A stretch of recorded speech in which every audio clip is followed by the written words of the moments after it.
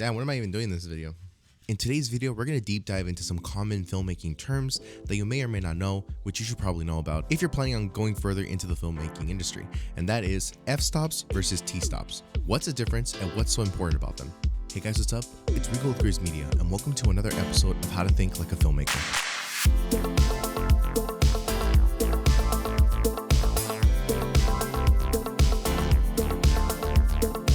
For those of you who are new to the channel, hello, my name is Rigo. I'm a filmmaker and photographer based on Los Angeles, California. And on this channel, we teach you all the things you need to know to think better like a filmmaker. Now, a lot of the times when you're watching a lot of videos about reviews for cameras and lenses, you come across something called the f-stop and the t-stop of a particular lens, either whether it's a photo lens or a cinema lens. If you guys want to see cool differences between cinema and normal zooms, check out the card above of the short I just made. So let's get down to the technical term. What is an f-stop on a lens? The f-stop is a measurement of the aperture, which is a part of the lens that opens and closes that determines the amount of light that goes into the sensor, aka the lens itself as well. One of the main features of f-stops is to determine your shallow depth of focus, your exposure, as well as the look and feel of the lens itself. Let's take a look at this example. So I'm outside right now on the 15-35 f2.8, and that f2.8 is important because what that tells me is that the lens is at the most exposed or the most open it can possibly be. The lower the f-stop, the more exposed and the more shallow depth of field you'll have in the image. What is shallow depth of field? Well, shallow depth of field is how blurry the background looks and how small of a focus area you have to actually pull focus in. When you're in your lens's lowest f-stop, that means that the lens will not be able to maintain everything in focus. There's only going to be a certain area that retains focus, and the lower the f-stop is, the more smaller that area of focus you have. You guys can see in the clip I have right here, I lowered down the f-stop of the lens, and you can see that almost everything has now become in focus.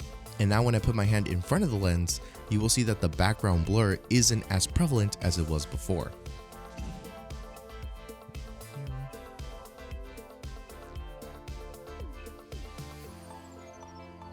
So in terms of filmmaking terminology, if somebody says I want a wider f-stop, that means that they want it to be as low as possible. So you want to go more lower on the f-stop, which means you'll let more light in. However, when we switch over to the cinema lens at t2.8, you can see that there's a lot more background blur, and that has to do with the telephoto aspect of that lens as well. Now, we're going to get onto something a little bit more complicated, a t-stop. Now, what a t-stop is, it's essentially the same thing, except it's a real world, objective, accurate measurement of light. Like I said before, how an f-stop measures how much light goes in and out of the sensor, an f-stop is more of a theoretical number, while a t-stop is an actual solidified number that we can count on in the cinematography world. The theoretical number is derived by the formula, which is follows. The f-stop is measured by focal length divided by the diameter of the effective aperture of the lens, also known as the entrance pupil. A t-stop is also known as a transmission stop, which is the transmissions of light going through the lens itself. Transmissions also takes into account the other lens elements inside the lens, like the glass, the multiple layers of glass, the gears turning in the lens, the wide tube that the light has to go through. All these things are calculated in the t-stop to give you a more accurate representation of how much light is going in.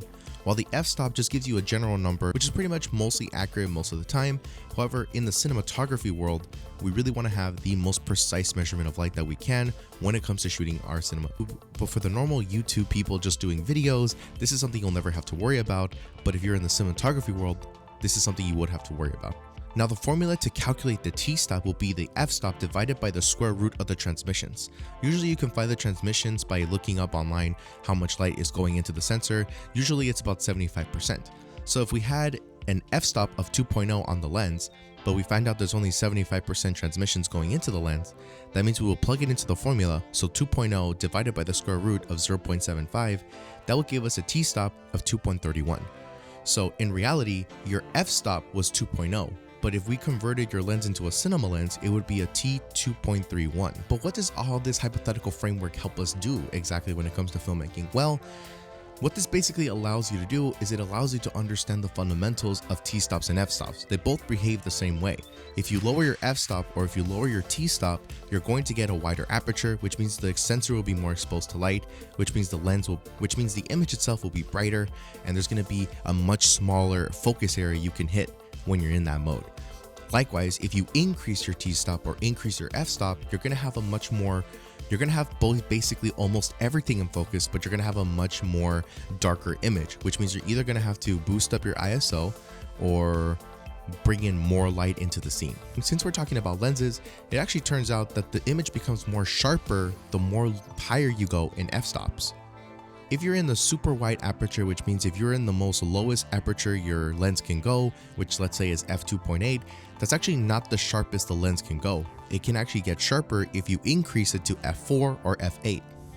So when you're on set and you're thinking like a filmmaker, try to think about, do I want everything in focus or do I not want everything in focus? And if I do want everything, and if I do not want everything in focus, how deep do I want my bokeh to be? Also, moving the aperture allows you to also have a more creative look. So the next time you're out shooting, take a look at your lens and see what kind of f-stop or t-stop you have and try to play around with what happens when I move that dial up and down. I did get my degree in physics, so there's no way I'm not going to talk about it. I spent 4 years in there. I'm not going to waste my time. If you guys like this video, be sure to go ahead and give it a like. Make sure to hit the subscribe button and turn on post notifications.